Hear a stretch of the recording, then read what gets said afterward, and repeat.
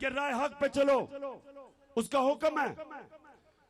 हमारा पाकिस्तान जो हम एक अजीम, जो वो पाकिस्तान कायदे आजम का और अल्लामा इकबाल का, उस पाकिस्तान के लिए हम सब ने मिलकर जद्दोजहद करनी है। और ये जो लोग, ये जो सारे चोरों का टोला इकट्ठा है और अमेरिका साजिश पे हमारे ऊपर मुसल्लत किया, सारी कौम को मैं आज कह रहा हूं कि हमने इनका मुकाबला करना है, इनके खिलाफ जिहाद लड़नी है। और हमने जितनी मर्जी ये कोशिश करे हमें डराने की, धमकाने की, खौफ फैलाने की, दहशत फैलाने की,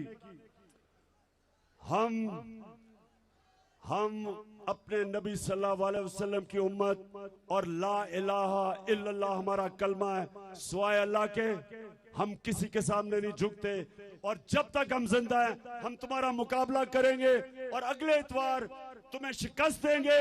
और शिकस्त देके, तुम्हें शिकस्त देके इस मुल्क में साफ और शफाफ इलेक्शन करवा के इंशाअल्लाह वो पाकिस्तान बनाएंगे जिसकी अभी हमें, जिस रास्ते पे हम निकले हुए हैं, जिसको हम नया पाकिस्तान कहते हैं, अल्लामा इकबाल का पाकिस्तान, कायदे आजम का पाकिस्तान।